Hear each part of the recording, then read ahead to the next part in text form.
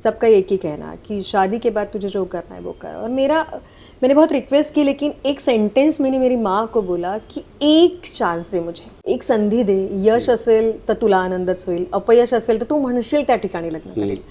क्योंकि मुझे पता नहीं क्या ऐसी खासियत मुझे बार बार बता रही थी कि तुझे कुछ अलग करना है, तुझे कुछ अलग करना है. और मैंने वो ठान लिया था. सफ़ेद कपड़ों में एक एकदम ऊंचा हट्टा कट्टा आदमी आया और मेरे सर पे हाथ रखे उन्होंने कहा कि बहुत अच्छा करती है, डिप्टी नवल है तू. तो डिप्टी नवल कौन है पता नहीं था, और क्योंकि तब ये सब नहीं था ना, गैजेट और ये सब नहीं थे. तो मैंने बाजू वालों को पूछा कि ये काका कौन है, तो उन्होंने कहा कि ये वीवा शिरवाडकर है.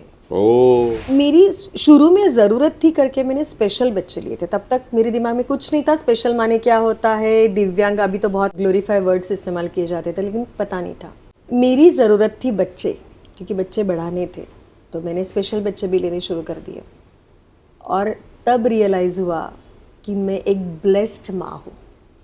अगर मेरे गोदी में भी ऐसे बच्चे होते शायद, तो शायद मैं माँ नहीं होती. वो जिस तरीके से जीती है वो बहुत कठिन है, बहुत कठिन है. नमस्कार. हमें बड़ी खुशी है कि बहुत लोग हमारा चैनल देख रहे हैं. ये बड़े आम, और लोग लाइक भी कर रहे हैं. लेकिन फिर भी ये भी दिख रहा है कि कई लोग हैं जो वीडियो देख रहे हैं, उनको अच्छा लग रहा है, वो लाइक और शेयर नहीं कर रहे हैं, है ना. तो प्लीज़ आप लाइक, शेयर और उसको सब्सक्राइब कीजिए, तभी तो हमारा चैनल बढ़ेगा. फिर और बड़े आमों को हम ले आएंगे और लोग भी इस चैनल को देख पाएंगे, है ना. खैर, तो आज के हमारे जो बड़े आम हैं ना, वो थोड़े हटके हैं. और अब जो वो काम कर रही हैं, मैं उसका भी कायल हूँ. क्या होता है कि कई बार ना हम लाइफ में कुछ करने के लिए निकल पड़ते हैं, कुछ वक्त हम उसको करते हैं, लेकिन एक मोड़ ऐसा आ जाता है जहाँ हमें लगता है कि अब जो सामने दिख रहा है ना, मुझे ये करना चाहिए, यहाँ मेरी ज़्यादा ज़रूरत है. आपको अंदर से महसूस होता है और आप वो करने लगते हो, और फिर आप उसके एक भाग बन जाते हो. आपका जीवन आपको ना बहुत महत्वपूर्ण लगने लगता है. आपको कहीं दुआएं भी मिलती है बहुत सारी. तो ये सब जब आप करने लगते हैं ना, तो आपका एक पर्पसफुल लाइफ हो जाता है. और ये है इनका लाइफ जो आज की बड़े आम हैं. इनका नाम है प्राजक्ता कोलपकर.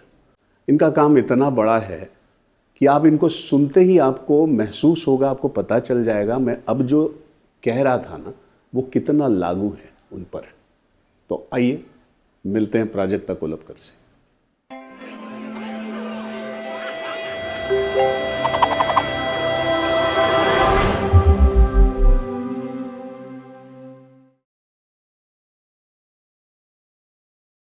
प्राजक्ता जी, हमारे इस बड़े आम में बहुत सारे गेस्ट्स आके गए हैं, आते रहेंगे, लेकिन आप मतलब क्या कहते हैं, आम कहें बड़े कहें, ये तो बहुत मतलब सही में मतलब मुझे ये नहीं समझ में आ रहा शुरू कहाँ से करें. क्योंकि रिसर्च सब हुआ है, हमारी बात हुई है फ़ोन पे, सारा मतलब वो हुआ है, लेकिन कहाँ से शुरू करें. क्योंकि इतना पेन, इतना सारा अनुभव आपके पास है, इतना लिया हुआ है, और आपका चेहरा देखो हमेशा हंसते हैं.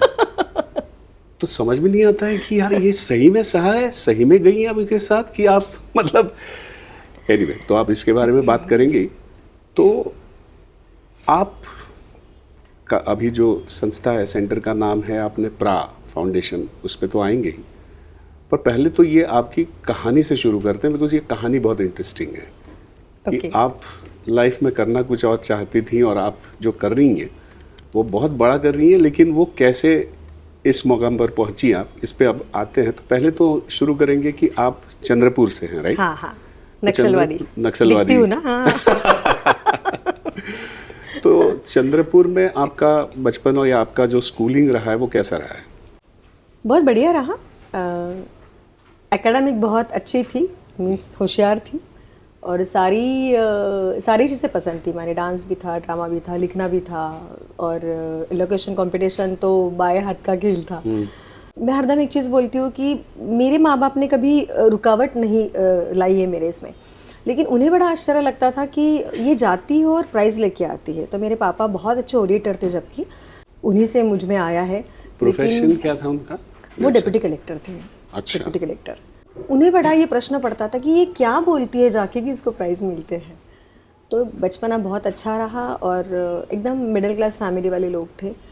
वो जैसे आम घरों में होता है वैसे ही था, माने छोटा सा घर है, सब इकट्ठे रह रहे हैं, एक टॉवेल है सबके लिए, ऐसा ही सब। लेकिन मुझे लगता है कि जो नींव थी हमारी, मीन्स माँ बाप के ज़रिए जो नींव आई थी तो वो बहुत अच्छी थी। बचपन से मैं चाहती थी कि कुछ अलग करूँ। ऐसा हो गया था कि चंद्रपुर में सारे स्कूल और सारे कॉलेजेस मैंने ज्वाइन कर लिए थे। ऐसा एक भी कॉलेज बचा नहीं था कि इसमें मैं गई नहीं हूँ। ओह, और हर कॉलेज में तो जाती क्यों थी। ऐसे हॉप इन करती थी? क्या क्या? अलग अलग कॉलेजेस में ना ना, जैसे 12th एक जगह हो गया, फिर ग्रेजुएशन एक जगह हो गया, फिर पीजी एक जगह हो गया। तो पुणे के जो 3-4 गिने चुने अच्छा, कॉलेजेस अच्छा। थे तो वो सारे मैंने कर चुके थे। Okay. और हर कॉलेज में कॉम्पिटिशन्स रहती थी तो मेरा वहाँ स्टैम्प लगा है कि हर कॉलेज में डिबेट कंपटीशन की वो ट्रॉफी होती थी बहुत बड़ी। जी।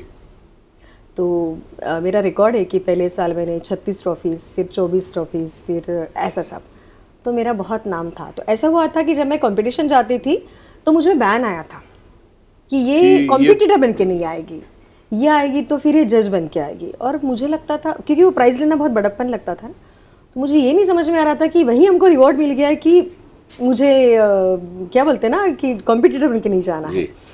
लेकिन मैं जाके बड़ी झगड़ती तो मुझे वो, मैं एसपी कॉलेज में थी तो मुझे एसपी का तूफान कहा जाता था कि ये आइए बस किसी को अब नहीं मिलेगा नंबर। लेकिन मैंने सब बहुत एंजॉय किया है। तो एक्टिंग बहुत लगाव था और मेरा सपना था कि मैं वो सब करूँ। ड्राइंग मेरा बहुत अच्छा था। 10th में मुझे जे स्कूल ऑफ आर्ट के लिए सिलेक्शन हुआ था। लेकिन वही बात, चंद्रपुर से पुणे मुंबई 1000 किलोमीटर है, हमारे कोई दोस्त रिलेटिव्स नहीं है। मुंबई के एकांकिका में गए थे तो हमारी एक्ट्रेस नहीं आई थी। तो अभी क्या करना, तो मेरा भाई बोला, मैंने 12th था, भाई ने कहा कि तुझे चलना है। और मेरी माँ उधर गालियाँ दे रही है कि इसको तो कोई पढ़ी नहीं है, ये जा भी रही है। और फिर हमारी प्रैक्टिस हुई थी बोगी में। हाँ। क्योंकि ऐसे प्रैक्टिस और एक्चुअल कंपटीशन जाना है, तो वो सब हुआ। हम लोग एक जगह रहे थे, फिर वो कंपटीशन हुआ। तो एक मुझे अभी भी याद है, एक सफ़ेद कपड़ों में एक एकदम ऊंचा हट्टा कट्टा आदमी आया और मेरे सर पे हाथ रखे उन्होंने कहा कि बहुत अच्छा करती है, डिप्टी नवल है तू।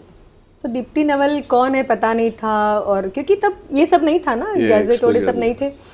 तो मैंने बाजू वालों को पूछा कि ये काका कौन है, तो उन्होंने कहा कि ये वीवा शिरवाडकर है। ओ, मराठी के बहुत अच्छे लेखक, बड़े लेखक, मतलब बिल्कुल क्या कहते हैं उनको। हाँ। और साहित्य से भी लगाव था, तो मेरे आंखों में आंसू आ गए कि अरे इतना बड़ा आदमी और हम लोग जानते भी नहीं है। तो पहले सिर्फ नाम था, फोटोज़ वगैरह नहीं थे। तो उसी वक्त मुझे सह्याद्री जब शुरू हुआ था तो सह्याद्री के किल बिल के लिए बुलाया था, लेकिन हर तरफ से ना ना ना, घर से कि नहीं जाना, तू इतना दूर है, कहाँ रहेगी, क्या करेगी। तो मुझे लगता है कि पहले से मैं बगावती थी और ये सारा ना सुन के ना तो और भी ज़्यादा स्ट्रांग होगी कि मुझे वो हाँ में कन्वर्ट करना है। तो फिर ऐसे होता था कि कुछ दोस्त मुझे कहते थे कि तू पुणे जा, वो एक्टिंग के लिए तू पुणे जा। पुणे क्या है पता नहीं है, हम तो डर ही था, जैसे नागपुर का डर था थोड़ा सा, वैसे पुणे का तो और ज़्यादा था। पुणे के लोग दिखने में बहुत सुंदर है, गोरे हैं, बहुत इंटेलिजेंट है, ये सारे मिथ्स हमारे दिमाग में थे। लेकिन मुझे हरदम लगता था कि कुछ करना है तो कुछ लॉन्ग जंप हमको करनी चाहिए। अब पुणे में तो कोई था नहीं, रिलेटिव्स नहीं, कोई दोस्त नहीं, पहचान वाला कोई नहीं। लेकिन तब ये हुआ था, किस साल की बात है ये 2000 की बात।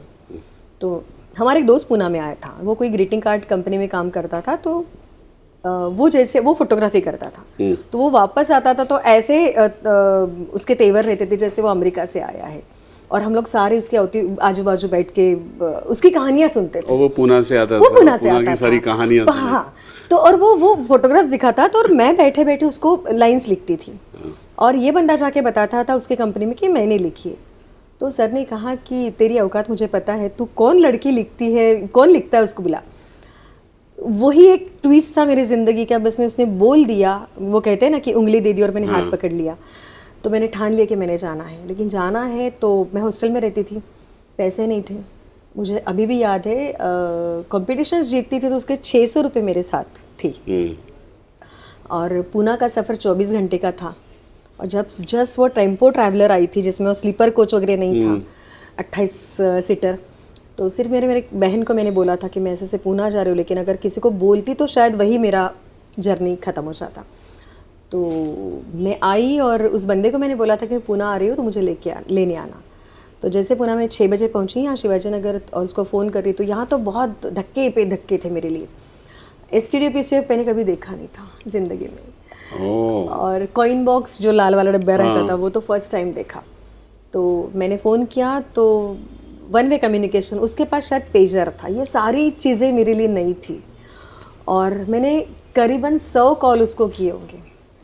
6 बजे पहुंची थी, 1 बज गया था, लेकिन ये बंदा फ़ोन ही नहीं उठा रहा था और समझ में रहा था रोऊँ क्या करूँ, क्योंकि वही दिमाग में कि बगावत करके तो आई हूँ, मुझे प्रूव तो करना है।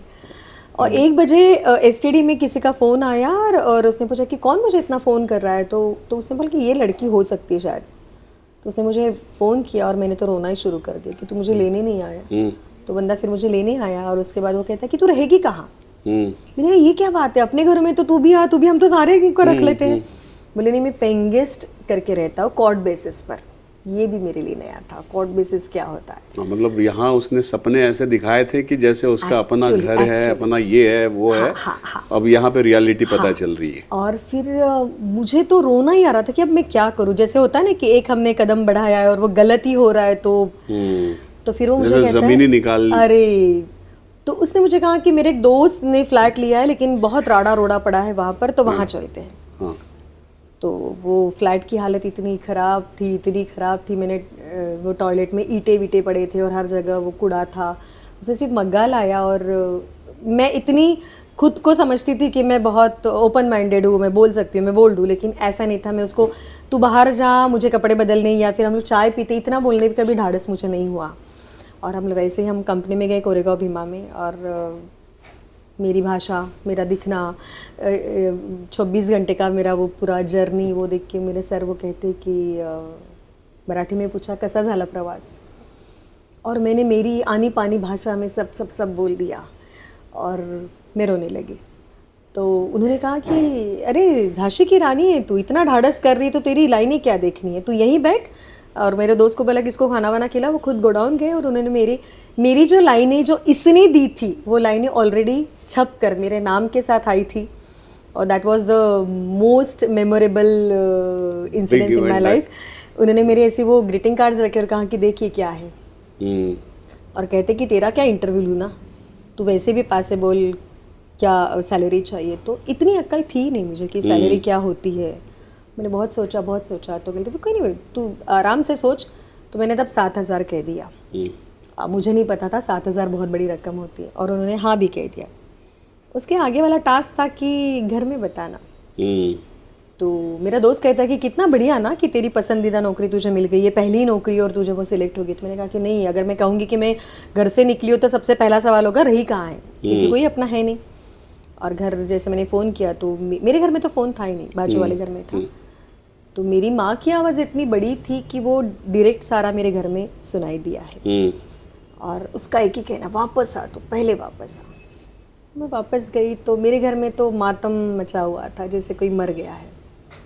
और सबका एक ही कहना कि शादी के बाद तुझे जो करना है वो कर। और मैंने बहुत रिक्वेस्ट की, लेकिन एक सेंटेंस मैंने मेरी माँ को बोला कि एक चांस दे मुझे।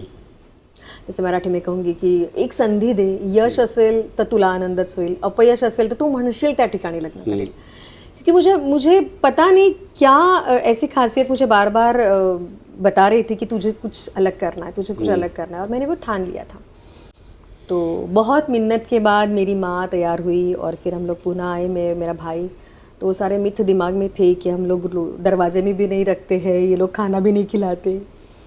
तो ये मिथ के साथ मैं पुणे आई, कंपनी में ज्वाइन हुई। उसके बाद बड़ी कहानी है कि फिर मुझे पेइंग गेस्ट रहना है। जिस घर में गई उसके घर में कोई चंद्रपुर का बंदा आने वाला था, उसको लगा वो मैं ही हूँ। मैंने वो क्लियर किया कि वो मैं नहीं हूँ। फिर वो लेडी ने कहा कि 3 दिन मेरे यहाँ रहे, लेकिन चौथे दिन तुझे घर से बाहर जाना है। अब यहाँ ज्वाइन तो हो गई, लेकिन चौथे दिन रोते रोते आ गई घर। तो उसने कहा कि प्राजक्ता तुझा पायगुण खूप चांगला आहे, घरामध्ये टेलिफोन आलाय। तो ऐसा उसी घर में जहाँ पे पेइंग गेस्ट रहने वाली थी, वहाँ पे पहली बार टेलीफोन आया। और वो गैजेटेड ऑफिसर थी तो उसको इंक्रीमेंट भी मिला था। तो ऐसे में वो नानी की सगी पोती हो गई। और फिर यहाँ पुणे मैंने ज्वाइन कर लिया और फिर यहीं शादी हो गई। तो पूना अपना लिया पूना आपने, अपना- पूना ने आपको अपना लिया। पूना ने अपना तो लिया। आप शादी कैसे हुई, कहाँ से मिले आपको ये ना राजकुमार? ना मेरी माँ के दिमाग का कीड़ा अभी भी जागरूक था कि गई तो है, तो अब ऐसा करते हैं पूना के लड़के देखते हैं, पूना ही जाते देखने। तो जैसे दोनों मम्मी पापा आए यहाँ पर और यहाँ उन्होंने 4 लड़के सिलेक्ट भी कर लिए। और मुझे बताया नहीं, क्योंकि शादी है नाम से मैं बड़ा हंगामा करती थी। मैंने किस्सा बताती हूँ, एक तो मुझे लड़के देखने नहीं आते थे क्योंकि मुझे शादी नहीं करनी थी, और कोई लड़का आता तो मैं मेरे पापा को कहती थी चला प्रश्न विचारायचे है ना, तो कहते थे तुझे नहीं पूछना है वो पूछेंगे। अब परंपरा तो यही है कि लड़के पूछेंगे, लड़की कहाँ पूछेंगी। और आप में तो सवाल ही सवाल थे आपके अंदर, तो फिर तो ऐसा हुआ। तो फिर मेरे माँ बाप ने मुझे बताया नहीं था कि ऐसे ये आने वाले हैं। मेरे जो अभी हस्बैंड है वो पत्रकार है, तो वो भी उसके माँ बाप के साथ वो आए थे। तो दोनों एक पत्रकारिता के थे, तो हमने बहुत बातें की। तो मुझे लगा ही नहीं कि ये लोग देखने आए हैं वगैरह। तो दूसरे दिन मेरे हस्बैंड का फ़ोन आया कि हमको लड़की पसंद है। तो मैंने पूछा कौन सी? तो बोलते तेरे बारे में बात करें हम लोग। तो तब तक मेरे माँ बाप तो दापोली निकल चुके थे कि अगर कुछ होता है तो ये हंगामा करेगी। फिर हम लोगों ने डिसाइड किया दोनों ने कि शादी करनी है। फिर मैंने घर में बताया, तब मेरा MFA चालू था। तो इन सज्जन का नाम क्या है बताइए? मंगेश कोड़पकर, जो सकाळ में सीनियर रिपोर्टर है। यस, हाँ, सकाळ जी जो पुणे का बहुत बड़ा न्यूज़पेपर है। पुणे क्या, महाराष्ट्र का मतलब? महाराष्ट्र का। तो फिर वो सब शुरू हुआ। उसके बाद सारी चीज़ें ड्रामास करती थी जो मेरी ख्वाहिश थी। यहाँ मैंने एकांकिका जीती भी थी। अल्फा करंडक की पहली बेस्ट एक्ट्रेस रही हूँ यहाँ की। पुणे में भी आपने मतलब अपना शंख वो हैं? माने वही पैशन था, लेकिन ये सब अच्छा चल रहा था, कॉपीराइटिंग अच्छा चल रहा था। तो जो अभी काम कर रही हूँ उसका ट्विस्ट आ गया था। मेरा पहला बेटा गया होने के बाद 5 दिन बाद। तो वो इंसिडेंस बहुत बुरा था मेरे लिए कि मैं बहुत क्रिएटिव, आप बिलीव नहीं करोगे, मैंने पूरा घर सजाया था। मेरी कविताएं लिखी थी मैंने, डेकोरेट किया था, बहुत सारे क्राफ्ट लगाए थे। मेरा विजन जो मेरे बच्चे के प्रति था वो सब किया था, आने वाले बच्चे के। हाँ। और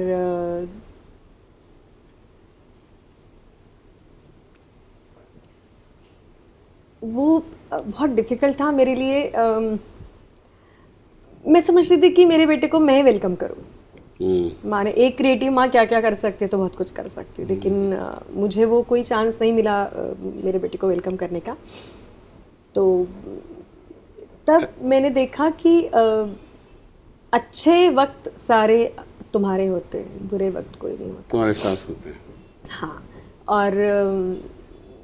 और एक किस्सा हुआ था कि जैसे मैं पूना आई थी, तो मेरे आई ने बहुत लोगों को पत्रिका दिखाई थी मेरी।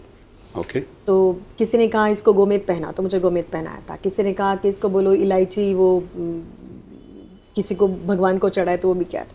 और किसी ने कहा था कि इसको भेजो नहीं, इसको अपयश है। भेजो नहीं कहाँ? पूना भेजो नहीं। अच्छा। और मैं बगावत करके आ गई थी, तो वो फिर स्टैंपिंग हो गया था। बोला था तुझे ऐसे ही होगा, बोला था तुझे तो कुछ गलत होगा। फिर मुझे लगा कि ये कौन होते हैं ना लोग जो आपका तय करेंगे आप क्या करेंगे लाइफ में। ये कौन लोग होते हैं और मैं इनको क्यों इतना महत्व दे रही हूँ। मेरी जिंदगी के फैसले मैंने करने, ये कौन होते हैं जो कभी मेरे साथ आए नहीं है, कभी चले नहीं है, कभी सोचा नहीं मेरे बारे में। लेकिन वो पीरियड थोड़ा डिफिकल्ट था मेरे लिए, बहुत ज़्यादा डिफिकल्ट था, क्योंकि वो फेज से निकलना ही बहुत कठिन था। तो एक्चुअली क्या हुआ था मतलब? नहीं, एक्चुअली 8वां महीना लगा था, पानी लीक हो गया था। और वो पहला ना इतनी समझ थी।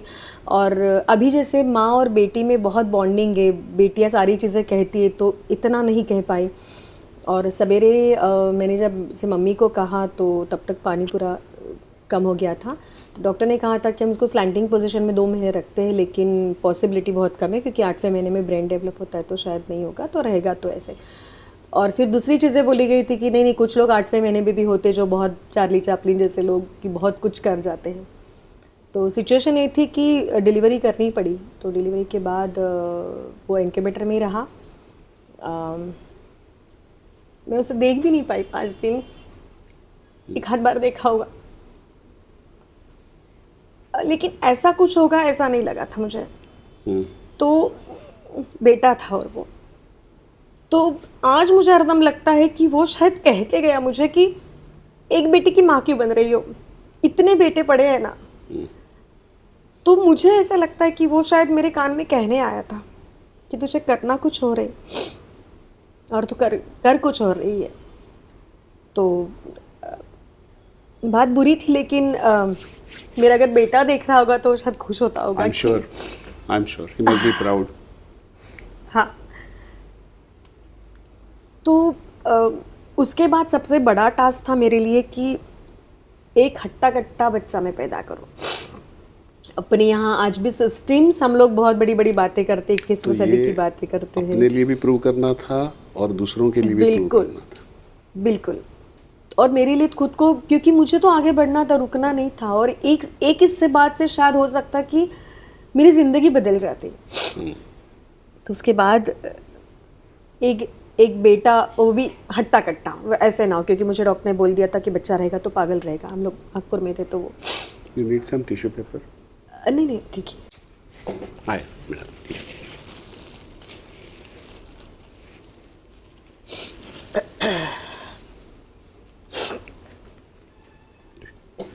तो सबसे पहला टास्क था मेरे लिए कि मैं एक अच्छा सुदृढ़ बच्चे को जन्म दूँ, और वो हुआ। बहुत डर था। माँ ने कभी मेरी बेटी का नाम गार्गी है, अभी वो 18 साल की है और एकदम अच्छी है। माँ ने मेरे जो ड्रीम्स थे, मैं जो चाहती थी कि मेरा ड्राइंग अच्छा हो, मेरा डांस अच्छा हो, सारे जीन्स उसमें गए हैं, तो मैं और भी ज़्यादा खुश हूँ। और अभी वो अमेरिका गई है रोटरी यूथ क्लब के लिए ज़रिए इंडिया की कल्चरल एम्बेसडर बन के। लेकिन आप ऐसा क्यों कह रही हैं कि आपको जो करना था वो कर रही है, तो आपने क्यों नहीं किया और आपने क्या अलग किया, क्या किया? ये उसके बाद सारी चीज़ें रुक गई कि बेटी हुई, फिर थोड़ा सा रिस्ट्रिक्शन आ गई कि वो मेरे दिमाग के रिस्ट्रिक्शन थे कि नहीं अभी इसको छोड़ना नहीं है, अगर कुछ गलत होता है तो। माँ ने, आपको बताती हूँ, जैसे वो कभी सोती थी, गहरी सोती थी, तो मुझे ऐसा डर सा लगता था। मैं इसको नाक के पास हाथ रख के चेक करती थी कि अरे है ना, इतना डर बैठा था। तो करीबन 2-3 साल मैं घर में थी, लेकिन उसका बचपना मैंने बहुत एंजॉय किया, बहुत सारी चीज़ें मैंने उस पर की।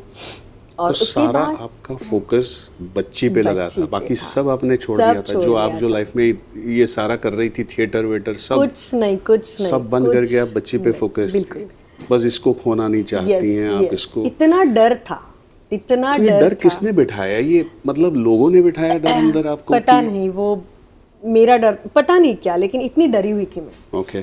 कि इसको मुझे प्रूव करके दिखाना, क्योंकि बच्चा पैदा करना इतनी बात नहीं थी ना, उसको मुझे बड़ा सरवाइव कराना। हाँ, और मेरे जो सपने हैं वो भी तो बोने थे उस पे। तो ये सब था, मैंने वो भी बहुत एंजॉय किया जबकि। लेकिन उसके बाद वो गले तक आ गई बात कि बहुत दिन घर में हूँ, अब कुछ करना चाहिए। तो मेरे सामने बहुत सारे ऑप्शंस थे, जैसे कॉपी राइटिंग था, तो फिर मेरा रविराज में सिलेक्शन भी हुआ था। और वो रात का वक्त मुझे अभी भी याद है, गार्गी 4 महीने की थी। तो फिर मेरे दिमाग में है कि यहाँ आने का वक्त है, जाने का वक्त नहीं है। मैं नहीं चाहती थी कि उसको छोड़ के मैं कुछ करूँ, जो भी करूँगी उसके साथ करूँगी। तो फिर दिमाग में आया कि क्यों ना मैं डे केयर सेंटर चालू करूँ। अब मेरा एजुकेशन बहुत अच्छा था, मेरी इतनी क्वालिटीज़ थी, तो एकदम ऑल ऑफ सडन मैं डे केयर चला रही हूँ, तो लोगों ने और एक स्टैंपिंग कर दिया। पारना घर चालू होती थी, आंगनवाड़ी चालू होती थी, और मेरे घर के लोग भी खुश नहीं थे, मेरे मायके वाले भी खुश नहीं थे, क्योंकि इतना कैलिबर होने के बाद ये क्यों कर रही है, ये तो अच्छा काम है। ये तो मतलब जो कुछ नहीं कर सकते वो ये करेंगे। और लेकिन मैं बहुत पक्की थी कि मेरे बेटी के साथ मुझे करना है, उसको अकेला छोड़ के नहीं। तो मैं क्या क्या कर सकती, तो मैंने वो स्क्रूटिनाइज किया। तो मुझे अभी भी याद है, मेरा भाई जिसको मैं गॉडफादर समझती हूँ, तो उसको मैंने बताया कि ये करना है, लेकिन ये काम लोगों के ज़रिए तो हल्का है। तो उसने मुझे एक ही बात बता दी थी कि मुझे घर में मंजू बोलती कि मंजू, हल्का और बड़ा कुछ नहीं होता है, शिद्दत से कर तो ही पूरी कायनात। तो बस उसने कह दिया और मैंने शुरू कर दिया। मेरे दिमाग में जो कंसेप्ट थे बच्चों को लेकर, मैंने देखा है कि मेरा बचपना बहुत अच्छे से गया, क्योंकि मैं छोटे से गाँव में थी। पूना मुंबई वालों के बच्चों का तो बचपना ही नहीं है, जैसे पेट से निकलते तो डायपर और चप्पल लेके निकलते।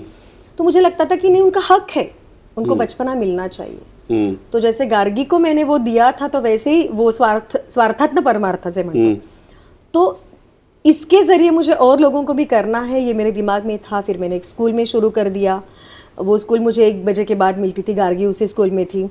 और उसके बाद एक किस्सा हुआ कि मेरे दिमाग में और कोई कंसेप्ट नहीं थी, बस गार्गी के लिए काम करना है। मतलब ये प्ले स्कूल हो जहाँ पे बच्चों को अपना बचपना सही तरीके से मिले। Exactly. It is not just बच्चों को रखना है क्योंकि नहीं बिल्कुल नहीं, फादर मदर काम कर रहे हैं, वो नहीं, कि इनको अपना बचपना भी मिले। बिल्कुल। और बचपना ही मिले वही था, क्योंकि वो शांति निकेतन वाली जो कंसेप्ट थी रविंद्रनाथ टैगोर की, बिन भिंतीची शाळा, वो मुझे देना था। मुझे लगता था इतनी सारी क्वालिटीज है, मैं कुछ कर नहीं रही हूँ, तो ये तो मैं एटलीस्ट एक जनरेशन तो तैयार करूँ, और गार्गी के साथ।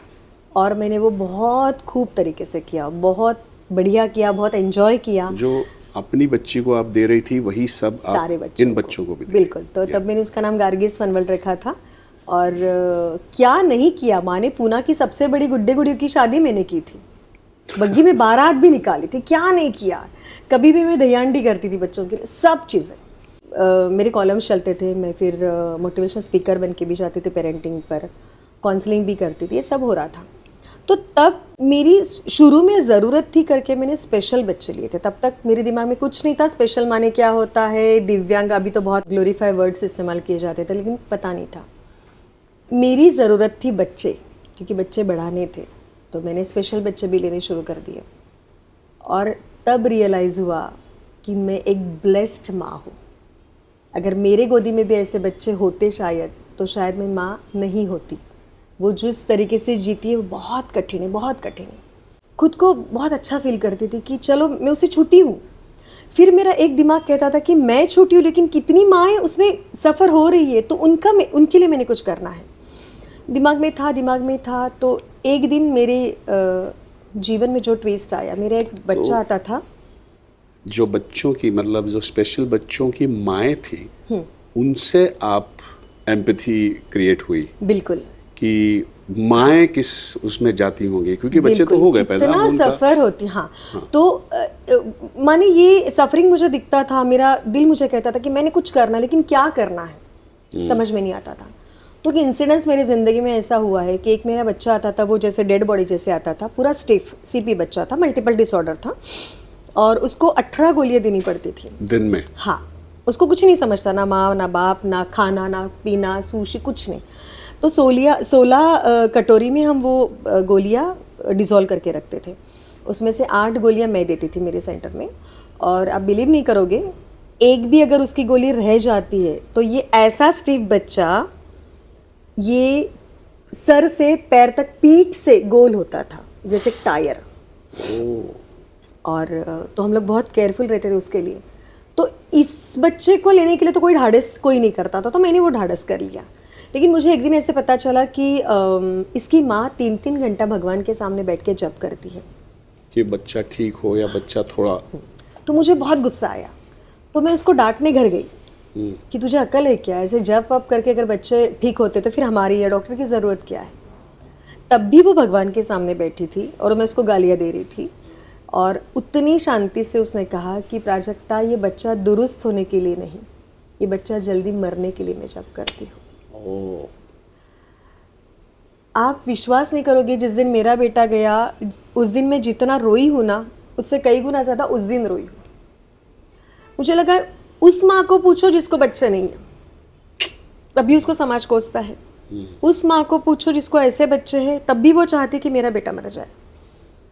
और उस माँ को भी पूछो कि जिसके बच्चे अच्छे, लेकिन तभी वो वृद्धाश्रम में गई है और उसको कहती कि तेरे संस्कार कुछ कम रह गए।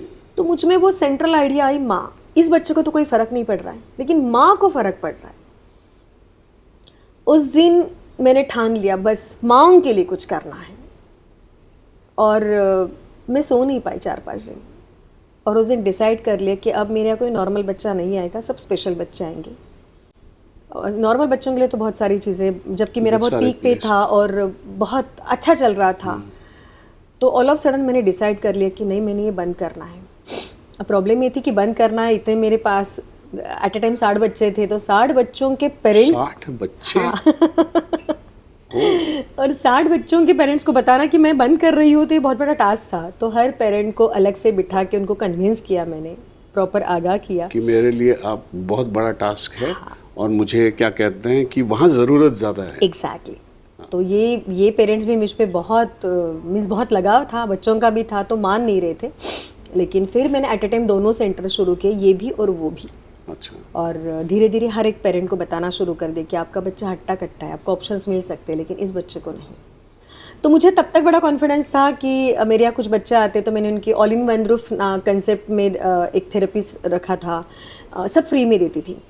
फिर मुझे पता चला कि सारी चीज़ें फ्री में मिल रही है तो माँ उनको कुछ सिंसियरली लेती ही नहीं है। अरे आज मेहमान आए करके नहीं आए, आज ये हुआ, तो ऐसा मुझे लगा कि नहीं, इन्होंने भी वो सिंसियरली करना चाहिए, क्योंकि इसमें सफरिंग वो ही हो रही है, क्योंकि बच्चे को कोई फर्क नहीं पड़ रहा। तो मेरा सबसे बड़ा टास्क था कि ये बच्चे इकट्ठे लाने हैं। अब तक तो था मेरे पास कि मैं सब कर लूंगी, लेकिन ऐसे नहीं हुआ। जब मैंने स्टार्ट किया तो बच्चे नहीं थे मेरे पास। बच्चे माने सारे बड़े थे, मैं उसको बच्चा कहती हूँ। तो मेरी अब तो बहुत सारी पढ़ाई हो चुकी थी, तो फिर मुझे पता चला कि 18 साल तक इन बच्चों को स्कूल्स है। 18 साल के बाद इनको स्कूलें नहीं है। अच्छा, ये चैलेंज बच्चों को, चैलेंज। और जो बच्चा कुछ कर सकते हैं उनके लिए वोकेशनल कोर्सेस है, लेकिन जो कुछ नहीं कर सकते उनके लिए घर है। माने फिर से वो वापस आ रहा है माँ के पास। तो मुझे लगा कि अरे इनको ज़्यादा ज़रूरत है ना, जिनके बच्चे कुछ कर नहीं पा रहे, जो बहुत ही सीवियर कंडीशन में है। तो मेरा टास्क है, मैंने अब सेंटर तो खोल लिया, कोई बच्चा है नहीं। आप विश्वास नहीं करोगे, रास्ते पर कोई बच्चा मुझे दिखता था तो मैं उसके पीछे पीछे उनके घर जाती थी, उनको कन्विंस करती थी कि माँ को भी एक ज़िंदगी मिली है और इसके ज़रिए आपने उसकी ज़िंदगी ख़राब कर दिया, जीने का कोई हक ही दिया नहीं है, उसको भी जीना है। तो बेटर में आप उसको, यानी बच्चे को डिटैच करो और उसकी ज़िंदगी माँ को भी जीने दो और बच्चे को भी ये महसूस होने दो कि तुम्हारी एक अलग सी ज़िंदगी है। लेकिन हमारे सोसाइटी में इतने सारे मिथ्स नहीं कह सकती हूँ, हमारे सिस्टम्स बन चुके हैं कि ये ऐसा ही होना है, ये ऐसा ही होना है। सोच बन चुकी है कि इसको, माँ ने, कितनी दादियों ने मुझे कहा है कि अब 60 साल ये बच्चे के लिए माँ कर रही है, अब क्या वो करेगी। तो मैंने कंडीशन रखी थी हर माँ को कि तू जो मेरे पास बच्चा छोड़ेगी तो उसमें तेरा जो तेरे जिंदगी में करना बाकी रह गया वो तू करेगी। माने तू सितार बजाएगी, तू ड्राइंग करेगी, तू तुलसी बाग जाएगी, तू शॉपिंग करेगी, तू टीवी देखेगी, ये कंडीशन डालती थी मैं। तो ऐसे होता था कि पहले तो सब मुझे ये बचपना है इसका, कुछ भी करने के लिए बोलते पागल आज भी लोग पागल। अजीब सा कोई आ गई और बोल रही है कि आप यहाँ से निकलो, आप बाहर जाओ बच्चों को। लेकिन आप विश्वास नहीं करोगे, एक माँ को स्विमिंग सीखना था तो मैं उसके साथ जाती थी, मैंने स्विमिंग सिखाया, मैंने उसको सतर का क्लास लगा के दिया। और ये रियलाइज, क्योंकि रियलाइजेशन ही नहीं था। अच्छा, वो चिपकी हुई थी, उनकी जिंदगी मतलब ठहरी हुई थी, तो उनको अपना जो करना था। माने ऐसा है घरों में कि सपोज माँ, माने बेटा घर में है और माँ के भाई की शादी है तो सारा घर जाए, लेकिन ये माँ नहीं जाएगी क्योंकि उसको संभालना है। और फिर उसको लेके जाते तो सोसाइटी क्या बोलेगी। तो आपका ये मतलब कहने से ये होता है कि माँ बाप में से माँ को ज्यादा इसमें लगाओ, बाप तो अपना अपना जो भी है करता रहेगा। शायद ये स्टेटमेंट दूंगी तो बहुत सारे बाप मुझ पे खफा होंगे, लेकिन ये रियलिटी जो है वो है। मैं हरदम कहती हूँ मैं इन बच्चों के लिए काम नहीं करती हूँ, इनकी माँओं के लिए काम करती हूँ। और मुझे वही लगता है कि इनको, बच्चों को क्या फर्क पड़ रहा है ना, खाना खा रहे नहीं खा रहे, कपड़े मिल रहे नहीं मिल रहे, यहाँ है वहाँ है, कोई फर्क नहीं पड़ता। माँ को पड़ता है, माँ को लगता है रास्ते पर भी वो ऐसे भिखारियों के बच्चे भी हट्टे कट्टे दिख रहे, फिर मेरे बच्चे को क्या हुआ। या फिर एक बच्चा बहुत अच्छा और एक बच्चा ऐसा है। तो मेरा खुद का एक पेपर है, लिखा है मैंने कि अगर इन बच्चों पे काम नहीं करते हैं तो इनकी माँ आगे चल के साइको हो जाएगी, या फिर मल्टीपल डिसऑर्डर हो जाएगी, या फिर बहुत सारे इनको प्रॉब्लम्स क्रिएट होंगे। तो इन पे काम करना बहुत ज़रूरी है। अगर ये माएँ ऐसी होती तो इतने घर खराब हो रहे हैं। तो कोई ये समझ नहीं रहा है कि इन बच्चों पर काम क्यों करना है। तो क्योंकि घर अगर अच्छे रखने तो इन बच्चों पे काम करना है। फिर मैंने घर जा के लोगों को कन्विंस करना शुरू कर दिया। फिर लोग कन्विंस होते गए, कभी हुए नहीं हुए, कभी ऐसे तुझे लग रहा है ना, तू बच्चा लेके जा, 1 रुपया भी नहीं दे रहे, मैं ही रिक्शे से ला रही हूँ, रिक्शे से छोड़ रही हूँ, मैं गाड़ी से ला रही हूँ, 2 व्हीलर से ला रही हूँ, सब मैंने किया। बच्चे हाइपर हो रहे तो मुझे वो माँ या दादी या दादा कहते थे, तेरी ख्वाहिश थी ना वो बच्चों को लेना है, अब वो जो भी करेगा तू ढोना है तूने। ये सारी चीज़ें की मैंने। तो बच्चे बहुत बार हाइपर, ये बच्चे क्योंकि मेरे यहाँ सारे कैटेगरी के बच्चे हैं। बहुत बार ऐसा होता है ना कि एक कैटेगरी का एक इंस्टीट्यूशन होता है, जैसे ऑटिस्टिक है तो ऑटिस्टिक है, सीपी है तो सीपी, तो it is very easy to handle क्योंकि एक कैटेगरी के बच्चे हैं। आपको सब मालूम है, उसकी आदतें, उसके बिहेवियर, जो भी पैटर्न्स मालूम। एग्जैक्टली। लेकिन मेरा कंसेप्ट और अलग था। मेरा कंसेप्ट ये था, आपको भी शायद आप बिलीव नहीं करोगे, लेकिन जो बॉर्डर लाइन के बच्चे हैं, जो दिखने में अच्छे हैं लेकिन कुछ कर नहीं पाते, ये बच्चों के माँ बाप को सबसे बड़ी प्रॉब्लम होती है सोसाइटी से, या फिर सोसाइटी ज़्यादा प्रॉब्लम करती है। उनके क्वेश्चंस होते हैं, अरे शादी नहीं हो रही इसकी, फिर ये काम नहीं करता, ये जाता नहीं। तो मुझे लगता है कि ये सीपी बच्चे एटलीस्ट एक चेयर पे बैठे होते, लेकिन ये जो बॉर्डर लाइन के बच्चे हैं, इनको ये जताना है कि आप इनसे बहुत अच्छे हो। ये बच्चे बॉर्डर लाइन के, तो हमारी सोसाइटी में जब सर्वाइव होते हैं तो हमारी सोसाइटी के जरिए वो पागल है, वो कम है, और उनको ये जताना है कि आप किसी से तो ऊपर हो। तो आप किससे ऊपर हो? तो इन बच्चों से आप ऊपर हो, इन बच्चों से आप अच्छे हो। तो फिर मैंने ये बॉर्डर लाइन के जो होते हैं वो खासकर पता भी नहीं चलता ज्यादा, एग्जैक्टली, और वो लगते हैं कि ये नॉर्मल है, सब हैं, लेकिन वो जो भी है स्लो है, जो भी है, तो वो एक अलग चैलेंज है कि बहुत बड़ा चैलेंज है। और सबसे मेन बात कि they are sexually strong even. और वो सारी exactly. महसूस जो होती है वो सारी होती है। तो जो घर में चीजें ऐसी होती है कि काम करना नहीं समझता, ये बराबर समझता है। जैसे टीवी देख रहे हैं, वो कुछ सीन चालू है तो इनकी इमोशंस बदल रहे हैं जो, हाँ, तो ऐसे ये तो बहुत बड़ा टास्क है कि ये फेज में उनको कैसे हैंडल करना। तो मुझे फिर लगता था कि ये फेज में हैंडल करना है तो उनको तो कोएड में डालना चाहिए कि लड़का लड़की इकट्ठे हो। बहुत बार हम लोग हाथ भी रखते हैं तो एक तसल्ली हो जाती है कि चलो, कोई ज़रूरी नहीं है कि वो फियांसी हो, लेकिन एक हमारी दोस्त भी है, सहेली भी है। तो ये सारे कंसेप्ट मैंने फिर डिज़ाइन किए कि नहीं, बच्चे लड़का लड़की इकट्ठे रहे। बहुत बार ऐसे होता है कि पेरेंट्स कहते हैं कि इनको वो बैड टच गुड टच कैसे सिखाना, तो मैं कहती हूँ कि नहीं सिखाओ। जिनमें वो ज़्यादा दिखता है उनको फिर अलग तरीके से हैंडल करना है, लेकिन आप बताना नहीं जाओ। अगर उनमें वो है ही नहीं फैक्टर और बता रहे हो तो शायद उनके दिमाग में वो चलते रहेगा कि इट मीन्स व्हाट, तो इनको आगा नहीं करो। हाँ, तो इनको आगा नहीं करो। और फिर मैंने कुछ थेरेपीज इन्वॉल्व की। ये सारी मेरी थेरेपीज थी। अगर बाहर थेरेपीज के लिए बच्चे जाते तो कंपल्शन होता है कि एक फूल है फिर उसमें टिकलियाँ लगा रहे हो, तो मैं कहती हूँ कि नहीं ना, बाय नेचर उनको सिखाओ। तो मेरे आंगन में पारिजातक के झाड़ था, तो उसके फूल इकट्ठा करने, तो वो डेलिकेटली उठाना पड़ता है, उसको क्रश करो तो ऑरेंज कलर आता है, फिर उसको ABCD करवाओ। तो ऐसे मैंने बहुत सारे मेरी क्रिएटिविटीज शुरू करी। वाओ, ये जो थेरेपीज या जो भी आप मतलब उनको वो कर रही है, महसूस करवा रही है, वो आपने इनोवेशन, यस, ये सारी मेरी इनोवेटेड है, या ये भी सारी मेरी है। तो मैं हर चीज़, जैसे ढक्कन है, बॉटल के ढक्कन है, अलग अलग ढक्कन इस्तेमाल करो। वो बॉटल को मोटर स्किल के लिए कि कौन सा ढक्कन किसको लग रहा है। मैं माँ को हरदम कहती थी कि अरे सारी चीज़ें तेरे घर में हैं, बस थोड़े से पेशेंस होने चाहिए। अगर वो तू करती है तो शायद वो कर पाएगा, क्योंकि बच्चों में मोटर स्किल्स नहीं है। बहुत बार हट्टे कट्टे दिख रहे लेकिन दिमाग नहीं है, बहुत बार दिमाग है तो हाथ पैर काम नहीं कर रहे। ऐसे बहुत मल्टीपल डिसऑर्डर वाले बच्चे। तो मैंने सारे बच्चे लेने शुरू कर दिए, सारे टाइप के। उम्र की भी अलग अलग है शायद, 20 के आगे, 20 से 60 साल। अभी मेरे पास 20 से 60 साल के बच्चे हैं। 20 से 60 साल, 60 साल सबसे बड़ा 60 साल का उसको बच्चा कहती हूँ। बच्चा, और प्यार भी मैं बच्चे जैसा ही करती हूँ कि अरे बहुत बढ़िया हैंडसम दिख रहा है तू। और वो मुझे कहता है कि तुझे क्या मैडम कहना, तू छोटी है ना मुझसे। तो मैं कहती हूँ हाँ सर, तो उनको सर बुलाती हूँ। तो ऐसे मेरे क्या बोलते ना, खुद क्रिएट की है सेक्रेटरी बहुत है। आप आओगे मेरे सेंटर तो 4 लोग आजू बाजू बैठे रहेंगे, तो मैं जितना बोलूंगी उससे ज्यादा वो बोलेंगे। और सपोज उनको काम बताती हूँ कि जा ना इनके लिए चाय लेके आ, तो वो कहेगा कि वो अपने नीचे वाले को बताएगा कि जा चाय लेके आ। तो और उपदेश भी तो देते होंगे ना कुछ एक, बहुत ज्यादा। ये और एक दूसरे को येड़े बुलाते हैं, ये येड़ा है, ये मेरे हाथ से मरेगा। आप बिल्कुल आइए, आप एंजॉय करोगे।